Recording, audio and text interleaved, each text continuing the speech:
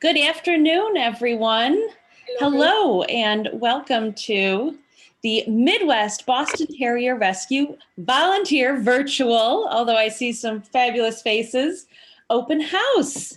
I am Erin Hennessy, and I'm on the board of directors, and I also have the pleasure, the honor of leading the fundraiser and supporter engagement team.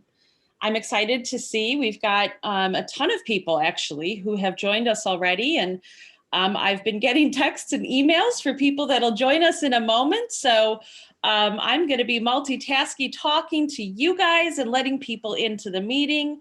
But I'm really excited that you've all joined us to learn more about the rescue and what the fundraiser and supporter engagement team does to support. So thank you all for joining us today. To kind of start out, my goal is that you all leave here with a better understanding of the rescue. You know, what makes us unique? Where do our dollars go? What are the different ways that the fundraising and supporter engagement team enable the continuation of the rescue's mission of education in saving dogs?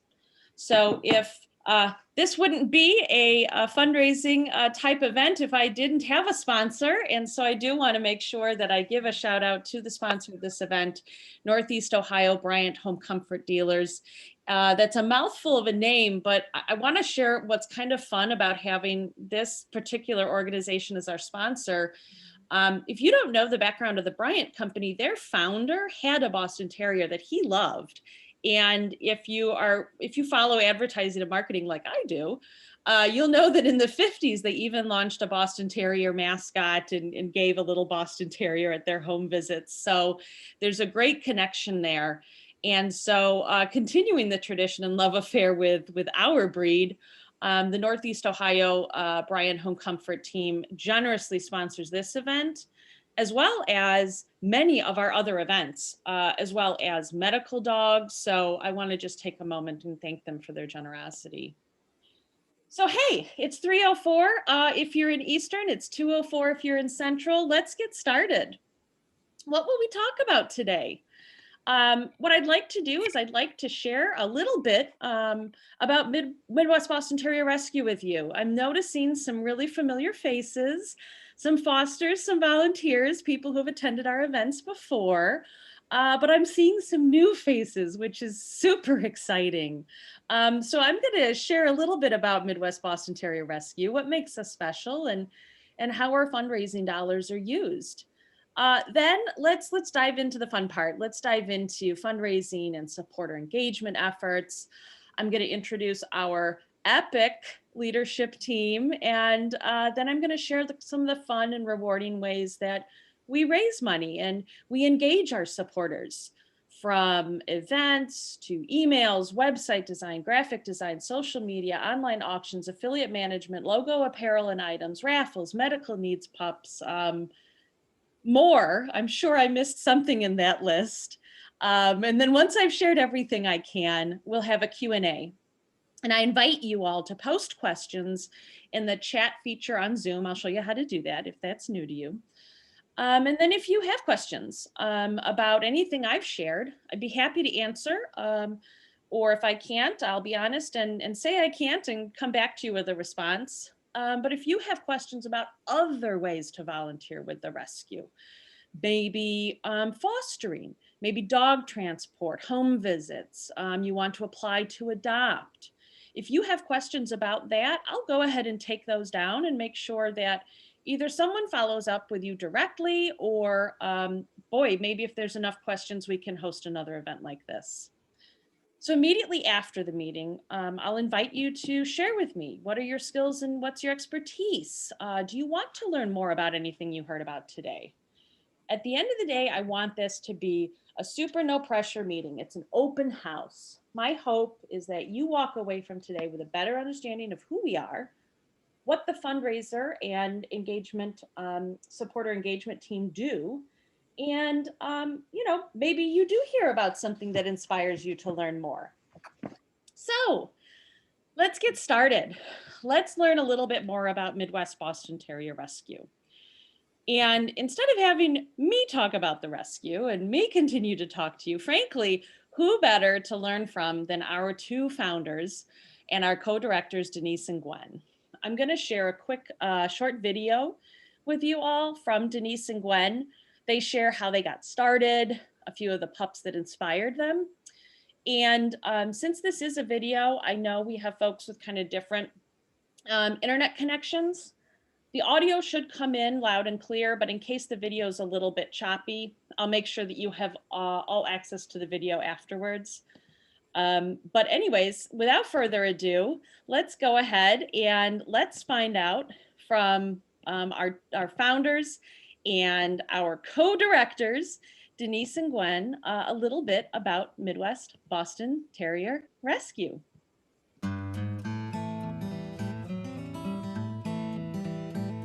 Well, my name is Gwen Eder, and I am a co-director and founder of Midwest Boston Terrier Rescue. Denise, co-director for Midwest Boston Terrier Rescue. Well, we didn't have a name back then, but I've been involved in this particular rescue since 97, 98, right in there. I think Gwen and I have been we started the rescue together through friends, I should say, 1997, 98, somewhere in there.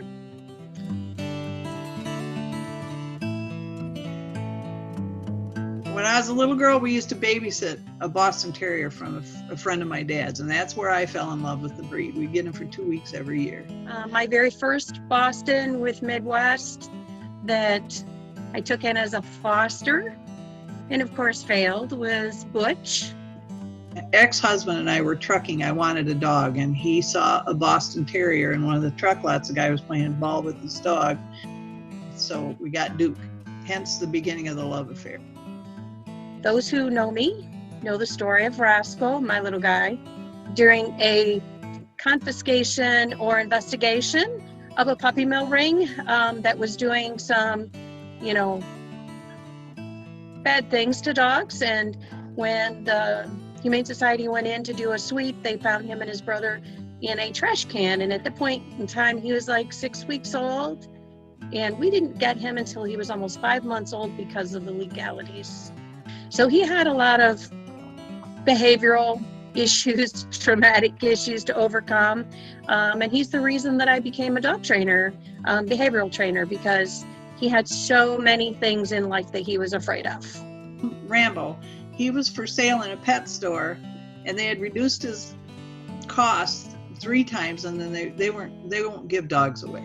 They will put them down before puppies. The pet stores will, a lot of them, back then anyway. So that's how it all started.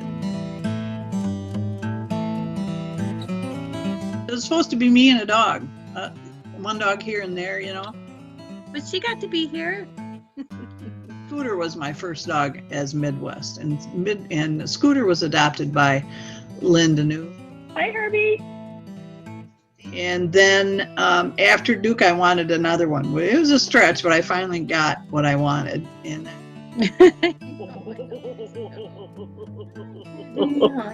Person, and they gave me 3 puppy mill girls. I had no idea what I was doing.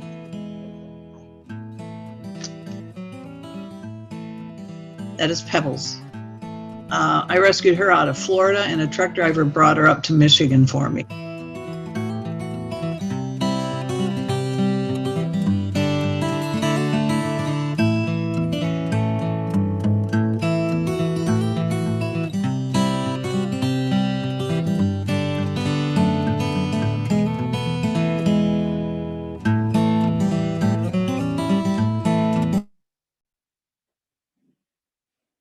All right. So thank you, Denise and Gwen, for not only starting this rescue 23 years ago. I just did the quick math in my head. And, not only starting us that long ago, but continuing to be the lifeblood and the backbone of what has grown into thousands of dogs saved and adopted. And not only in our four state official area, but all across the US. So with those humble beginnings of just a few dogs to what's now a multi-state operation with hundreds of foster homes and thousands of dogs saved. What makes Midwest Boston Terrier Rescue unique? What makes us different? You may already know that, what you see on the screen here, we run on volunteers and donations. We are not funded by a foundation. We're not getting monthly checks from a grant. And so funding our 110,000 plus expense budget means we rely on the generosity of individuals donating their hard dollars to allow us to continue to save Boston Terriers in need. And why would someone want to donate to us, right? So what I'd like to do is share with you all now the board's point of view. So they're going to share with you what they think makes Midwest Boston Terrier Rescue unique. And you'll see the dog is at the center of everything we do. And you'll also learn why we're able to make some pretty phenomenal matches between our pups and our forever homes. So let's hear from our board of directors. That's the whole thing in life, I think,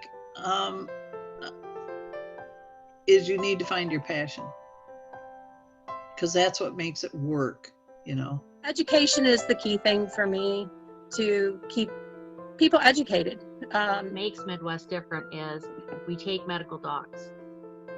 We do not say no to a dog simply because of medical need. We also don't say no to seniors. We're foster home based. We can tell you about the dog. It's part of our family, and we want to see the dog do very well in its new home. We've saved a dog, lots of dogs.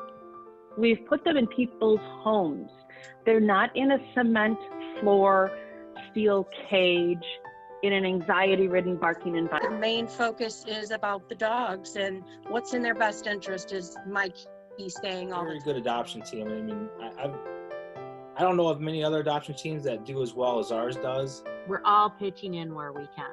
When we do auctions, people pitch in those items. They donate those items, and we get tons of great items. Especially at this point in time with this pandemic and having to isolate. If I didn't have the dogs and the rescue to do, I see that they work, number one, with passion, and then number two, it's never ending.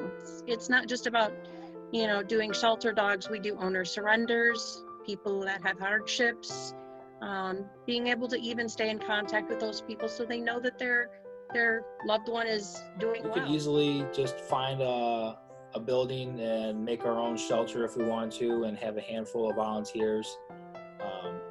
I always think it's best just to have the dog in the house. That way you get to learn about them more, about their personality. I would say anybody that's thinking about the rescue path, whether to adopt or volunteer, it will give you a satisfaction that you won't get in another way. And so I truly believe that we are a rescue that delivers on the mission, because everything we've done puts the dog first. I didn't have the rescue, this is what I'm retired. I don't have anything going on, and this is what keeps me,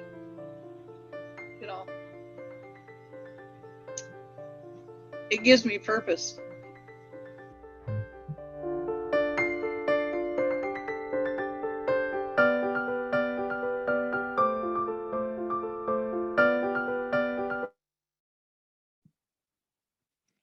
So yes, we put the dog's best interest at the center of everything we do operationally at Midwest Boston Terrier Rescue. That's also how we manage our financials. We keep our overhead low so that as many dollars as possible go directly to the dogs we save. So I'm going to play another quick video, and it's directly from our treasurer, Renee, and she explains where the donations go and how we're able to ensure that 9 out of every $10 goes directly to a dog in need.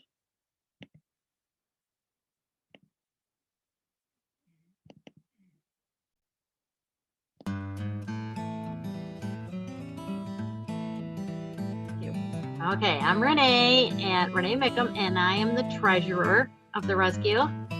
So I pay the bills. When you send a bill in, I'm the one that you're sending it to, and I'm the one that gets around to paying it. I mean, I studied accounting in college way back before computers. So and that's what I do, and it's my biggest strength. So I thought I could offer that. And We vetted 245 dogs. And the cost of that vetting averaged $450 per dog. We spent 90% of all the money that came in directly on the dogs. So when I say directly, I mean vetting them, transporting them, or bailing them out of jail. The other 10% is going to paper, mailings, paying for a booth at a rescue event. So that's where the rest of the money goes. And there's no money going into anybody's pocket. We have no salaries, we have no compensations of any kind. Now, in contrast to that, the Humane Society only spends about 4% of their total money directly on the dogs.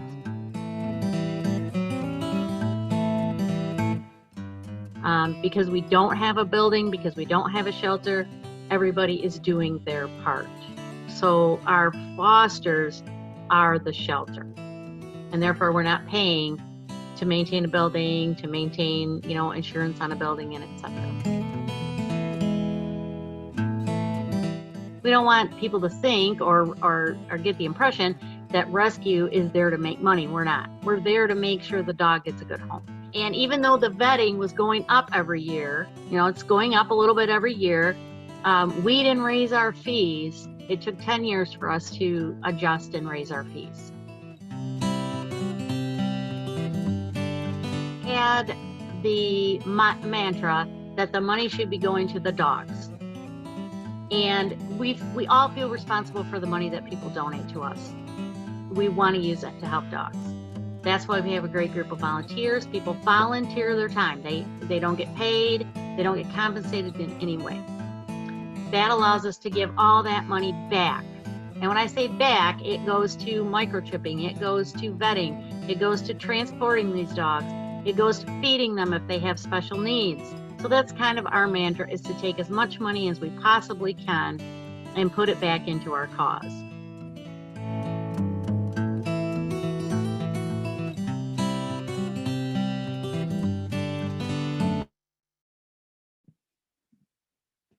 So thanks, Renee, for running such a tight ship here at Midwest Boston Terrier Rescue. So now that you guys have gotten to know, hopefully, and you've learned a little bit, if you already know us quite well, hopefully you've learned something new about Midwest Boston Terrier Rescue.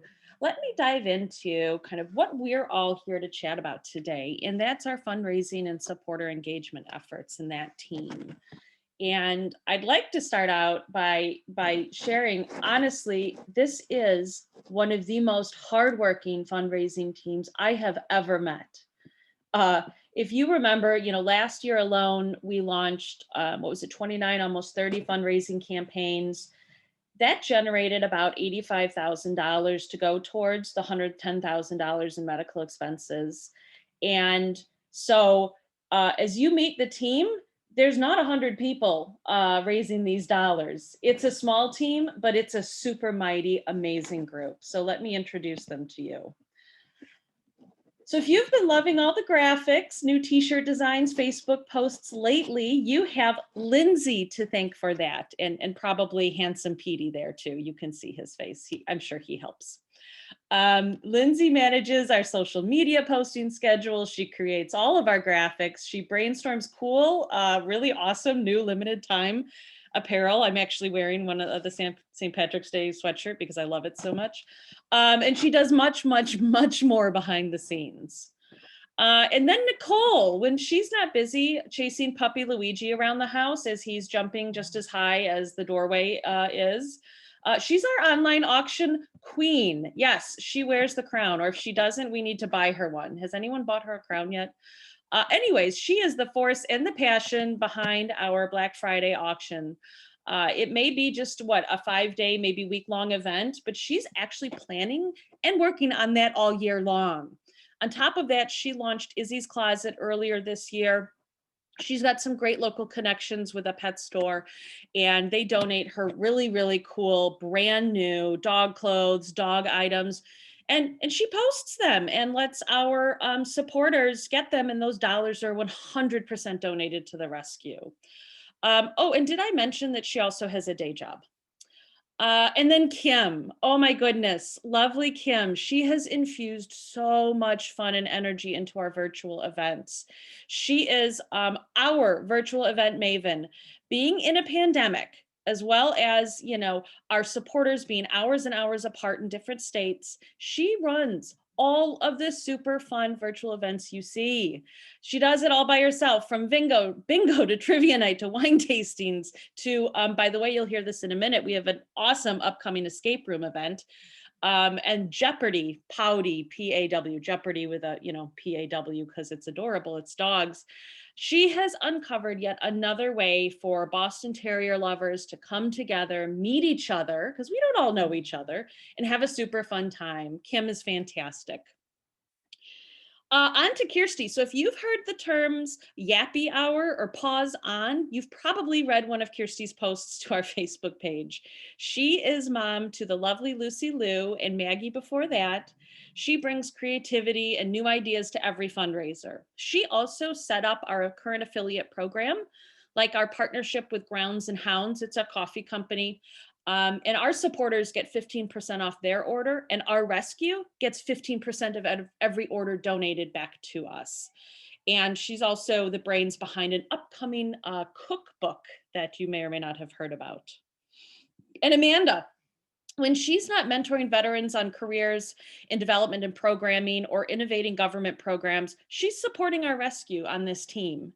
She launched our apparel store online, partnering with a local Chicago firm that does on-demand printing, shipping, and fulfillment of logo apparel and items. She's a wealth of knowledge about our rescue, having helped coordinate for Illinois, and the online store that she created generates thousands of dollars in donations back to us each year.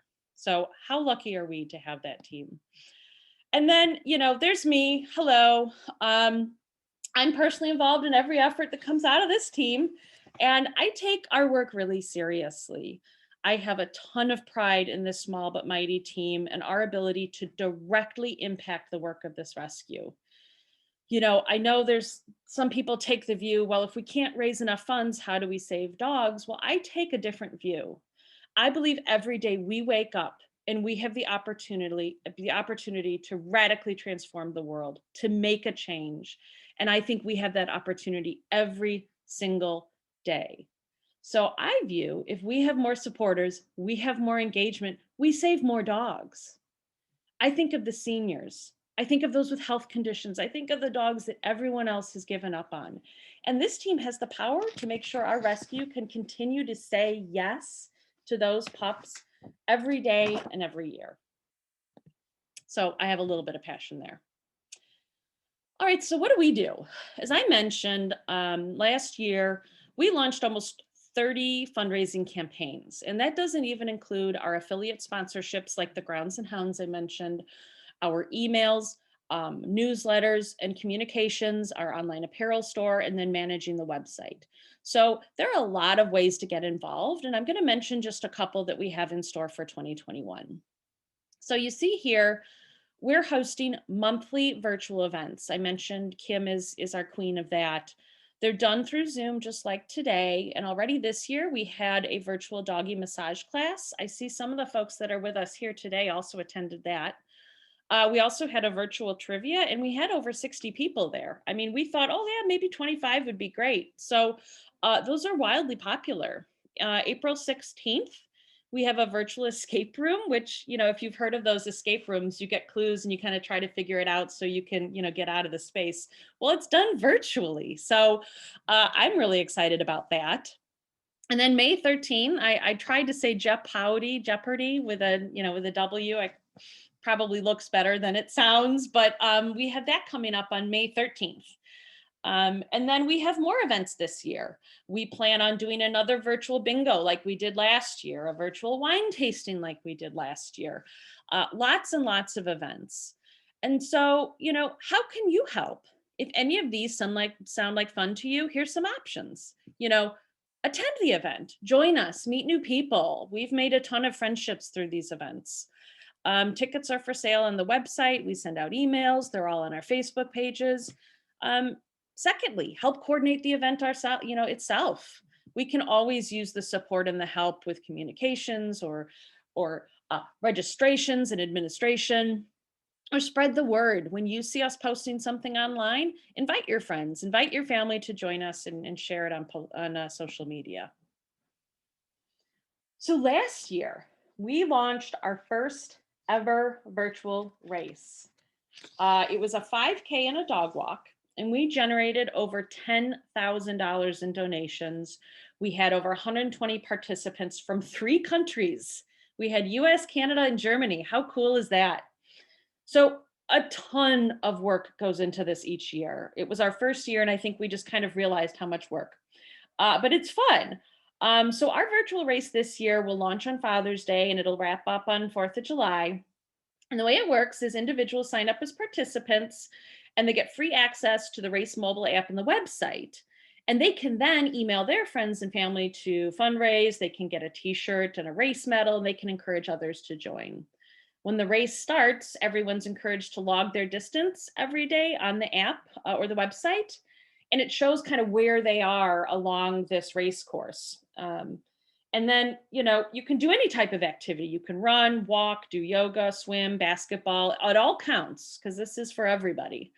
And then, participants post pictures of their walk with their dog or their kids and friends. It's just an incredible amount of fun. And also an incredible amount of work goes into it. So right now we're looking for volunteers to help us with, being a team captain, race administration, fulfillment. We always like to do raffles and prizes because those are fun, and general communications. All right, coming soon. This is fun. This is brand new. A new volunteer and actually foster home works at a flower shop in Detroit and said, hey, I'd love to help you guys with a fundraising event in time for Mother's Day. So we will, coming soon, is a Mother's Day springtime event. We'll be selling air plants and succulents just in time for Mother's Day to help raise much needed funds for 2 of our medical foster pups. Blue has polyps that'll need to be surgically removed. And then we're also going to raise funds for Bella. You haven't heard of either of these pups yet. We really haven't announced them, but Bella's a girl who, will need extensive liver support and, potentially a surgery, more to come on her. But keep your eyes peeled for our online store to open soon. We'll be announcing that via Facebook and email. And again, if it interests you, certainly let us know. There's so many ways to get involved. And, I, for one, will try not to buy all of the plants and leave some for someone else. So each year we have a Black Friday auction. I believe Cheryl's on this call. She has been the online Black Friday auction queen for years and years, and we tip our hats to her. Taking that baton and carrying it forward has been Nicole, as I mentioned. And each year we have at least one. And so Black Friday is obviously over, the Black Friday date. And how it works is our amazing supporters donate new or gently used items. They send us a photo and description of that item and kind of where they'll ship to. And then what we do is we upload all the photos and descriptions into our platform. We enter all the donor info, we QA everything, then we launch the communications plan and the platform. And then throughout the auction, we monitor bidding, we answer questions, create excitement. And then when the auction's over, we process payments, connect the donors with the winners. And, for those of you who've been involved in one, I get it. Cheryl made it look easy. Nicole makes it look easy, but it's a tremendous amount of work. And also it's one of our biggest fundraiser and engagement efforts each year. So we always look for folks to volunteer with that. We need help with communications, payment tracking, item entry, always QA. And frankly, we love it when people bid and donate items. So those are also ways to help. And again, that's over Black Friday. So I mentioned just a couple of the larger campaigns that we have. We also have others. There's National Rescue Day in May that, we want to make sure that we educate people on rescue. How important it is, what rescue is and what rescue isn't. We do something large over puppy mill awareness because again, we get dogs from puppy mills and it's just important to educate people on what those are and how to, spot a puppy mill. And then, how to support a rescue that rescue puppy mill survivors. And then Giving Tuesday is always big for us. And so we always do a campaign around that. And this year it's in November. So we do more than just campaigns. We're about to launch a new website. We are relaunching our quarterly educational newsletter. We run a robust social media content schedule. We run an online apparel store. We have several sponsorships and affiliate partners to manage and track. So we're always on the lookout for people who are, on social media and are interested in helping us build that presence by reposting, sharing, liking, commenting on our posts. We're also looking for people who can, who do graphic design, web design, emails, people who like to write or edit. And then, I'm always looking for the super organized folks who enjoy spreadsheets and administration. So I've been busy here talking a lot about, information and, sharing with you about the fundraising and engagement team and our efforts. So what I'd like to do is maybe shift towards Q&A and that part of our agenda. And it's about 3:30, so I think we're running good on time.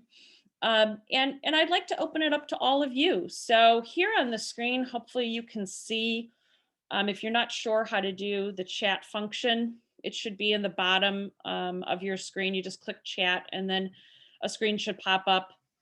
And you can enter your question. I'm happy to answer anything that I can that you might have about something I've shared so far. So I'm going to pause here for a minute and let you guys ask questions.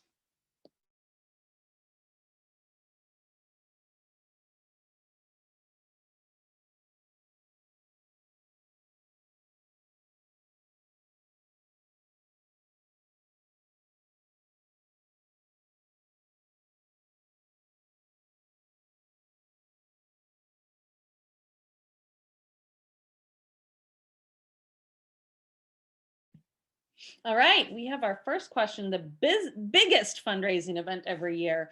So, I think it actually kind of changes each year. Last year, I'll speak to 2020, we had two major fundraisers. One was for a medical needs pup, if you remember Dozer. And another was the virtual race that we ran. And then I would say in third place is probably the Black Friday auction. So, it kind of shifts from year to year. Dozer was a medical pup who his bills were, I think they totaled about 12,000. It could have been more, but 12,000 was what I was aware of. And so, reaching out to our supporters, telling them his story and, how we took a chance on him. And, we would do that again every day of the week. I think, that was a large fundraiser. And then, Black Friday auction raised about $5,500. That was outstanding.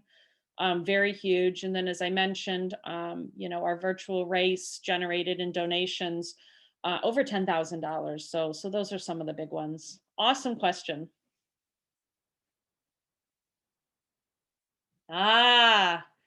Chris Gray, yes. If you love spreadsheets, we love you. So, when it comes to, what type of spreadsheets do you need, and we love them. What I can do after this is kind of share with you how we track information. So, what I think, so what we need help doing is, with our affiliate sponsors. So this is like Grounds and Hounds that every one of our supporters that buys coffee, they'll give us a donation. So it's when that donation comes in, monitoring for that, and then entering it on the spreadsheet so that we know on the fundraising team it came in. So anything as small as that, from, taking a look at after every campaign, we do an analysis and we understand how effective we were. And,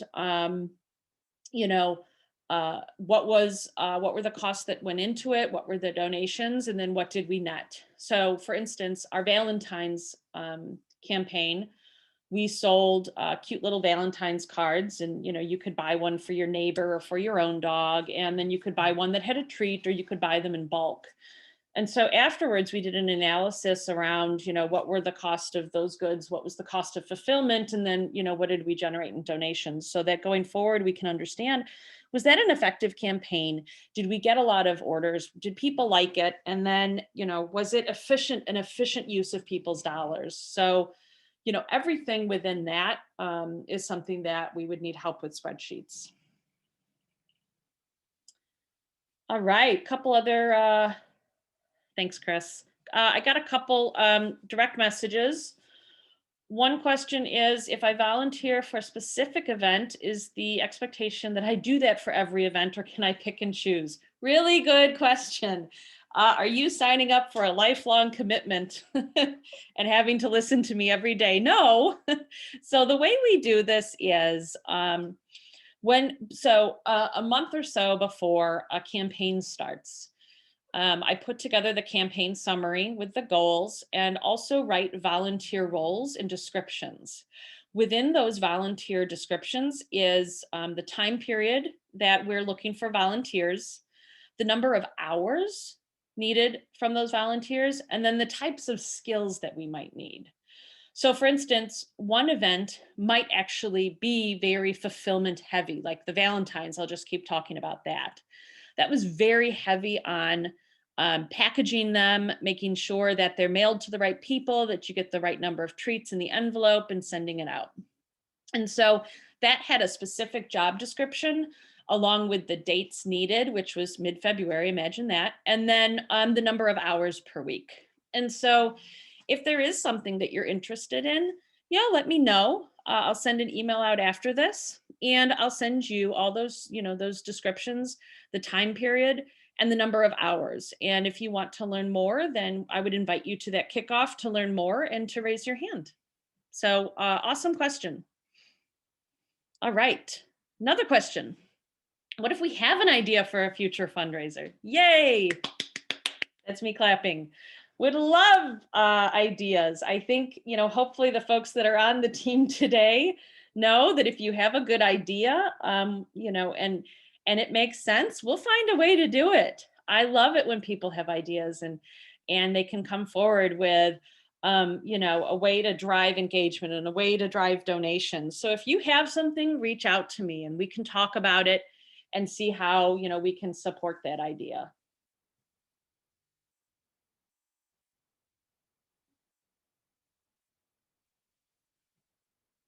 All right, other questions?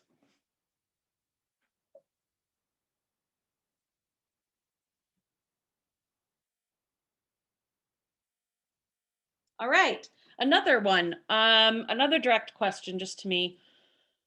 I don't have a ton of time to donate, but I would like to.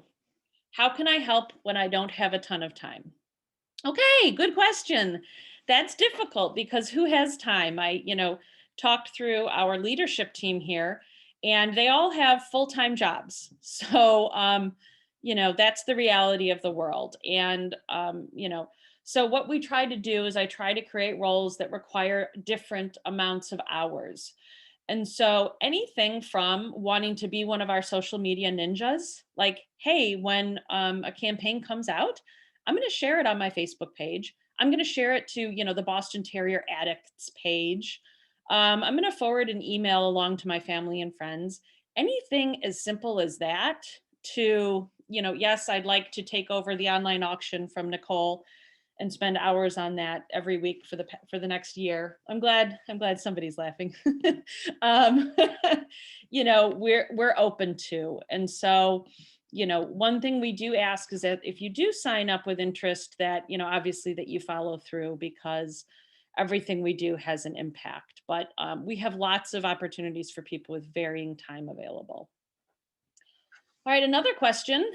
I'm not very web designing savvy or graphic design, which is okay. Not many of us are. How about transportation, delivering, picking up dogs, etc.? Awesome question. I'm going to write that down and I'll have someone reach out to you directly with more information about that, because, certainly dog transport is needed certainly operationally to run the rescue. We ask for donations and we ask for people to engage with us. There's a whole other group of people that actually make the rescue work. And so I can put you in touch with the right person. All right, from what areas do you rescue dogs? Good question. All right, so we, and Denise will keep me honest here. So we say Midwest, right? We say that we operate in a 4-state area, but we have rescued in states, I don't know what, Texas to Minnesota to, I don't know how far west we've gone, but really kind of all across the US. And we say 4 states, but really we are rescuing out and rescuing in from anywhere. If there's a dog in need, there's a text going out to the board of directors at 2 a.m. because Denise is hopping in her car and she's saving that dog. So, if we had the means, would we branch out? I don't know that that's necessarily, I think we do branch out today, but the more means that the rescue has, the more we're able to help the dogs that are in need. So I think I would look at it that way. All right. If we're interested in helping a fundraiser. Okay, so good. If you are interested, I'm going to send an email to everyone after this. I'm going to include this presentation and then a link to all the videos in case you couldn't hear it. And if you want to learn more or you want to become involved, there'll be information in that email on how to do it, or you can reach out to me directly at any point in time. But yeah, if there's something specific, reach out to me and then I'll get you the specifics on that role or on that opportunity. Oh, graphic design. That's great. All right. So Chris and Christy, look for that email from me, or if not, email this. I just dropped it in the chat. Email this email address and let me know because we'd love to get your support. Oh, Maryland. Oh, great. So we've got someone from Maryland. I will say that there's great Boston Terrier rescues, in our beautiful Northeast part of the country, but we do have, so we're officially in 4 states. We have a tremendous amount of volunteers that are outside of our 4-state area.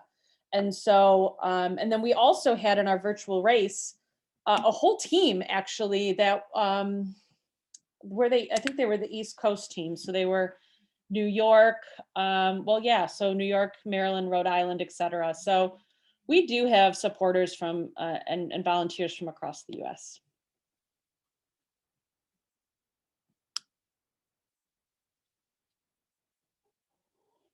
These are awesome questions. Any other questions?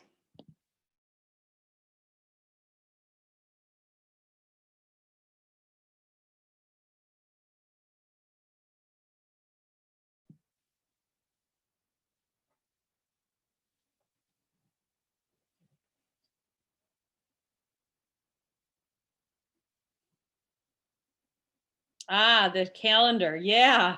So Cheryl, who also had Belladonna featured in the calendar. So one of the major fundraisers that I did not list was our calendar. And, she's 100% right. A major effort that we do and big fundraiser for the organization is our calendar. We ask for people to submit their fantastic, and this is, by the way, a ton of fun.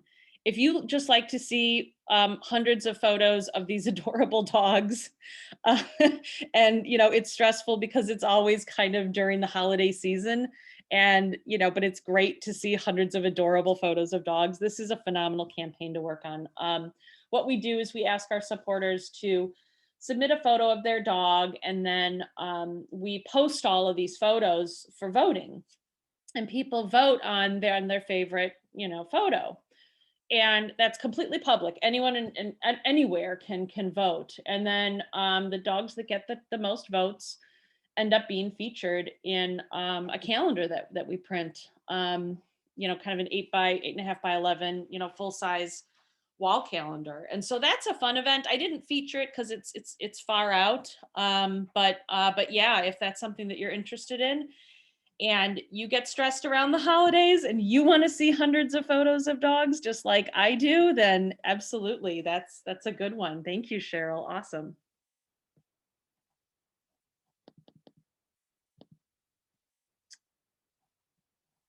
Yep. So I'll list opportunities and I will distribute that after this meeting. And then I'll also list some of the skills and experience as well. Yes.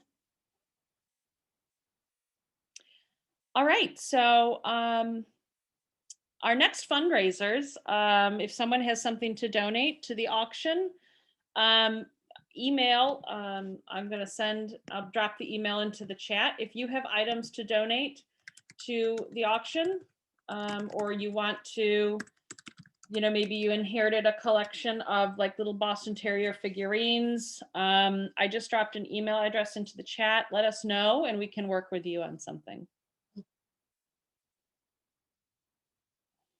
Oh, good question. Is there a Facebook group just for fundraising volunteers? There is not, but that is a brilliant idea. See?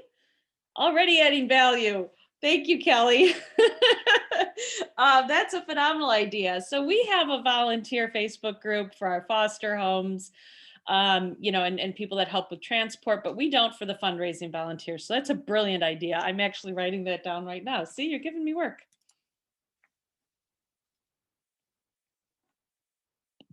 Oh, and Nicole said, if someone also has auction items, you can always PM her on Facebook. All right, so here's what I'm going to do. I think these were a lot of really good questions. And I think, I'm hoping anyway, that we all have kind of a better understanding of what the group does here, and why it's so important, and really the impact that this team has on the rescue and what the rescue does. And so look for an email from me afterwards. I don't want to take up everyone's entire afternoon. But look for an email from me after the event. And I'd like to start a dialogue with you about anything today that sounded interesting. I'll share a list of our upcoming campaigns, the type of skills that we're looking for, technical and non-technical. Just be a social media ninja and share our posts is awesome. And like I said, let's start a dialogue and see what might be interesting to you. And if there is something that's interesting, the first step is to sign up as a volunteer and complete our volunteer application and start getting involved with us. Oh, and also Lindsay's looking for fun Jeopardy questions. So I'm going to leave you with one final video. And the reason I want to play one more video is because I think this is important. Our board of directors got together and well, not got together because we're all social distancing, but they shared just how important our supporters and volunteers are to us here at Midwest Boston Terrier Rescue. So I'd like to share this one final video with you all before we go.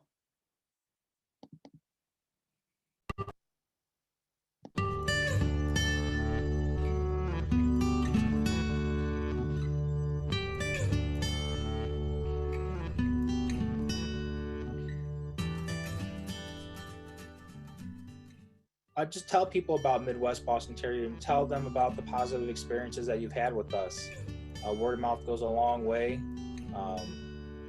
When I see a Boston Terrier out in public, sometimes I'll talk to them about where they got their dog from, and the amount of times that I've heard someone say they got their dog from Midwest Boston Terrier Rescue and how happy they are with that dog, that's it gives you a good feeling. Stay following our page. Donations obviously are always good to keep us going because, we're a 501c. We couldn't do the medicals that we do without financial support. But, just being there as a support system to let us know that they're there to follow the good and the bad on our dogs that are posted on our page because as we know, everything in life isn't about happy. There are sad. So letting those know that there's a good outcome for an adoption and praising the adoption, but also being there to comfort those that have lost.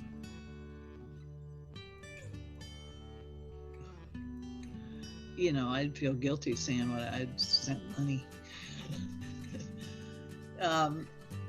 Or if you have ideas for fundraisers, you know. What message would I send all the volunteers? So Paisley's right here. Without people like you that have supported us with your time, with your knowledge and expertise, with your donations, by sharing a post on LinkedIn, on Facebook, on Twitter. Without that, puppers like this little girl wouldn't get that second chance.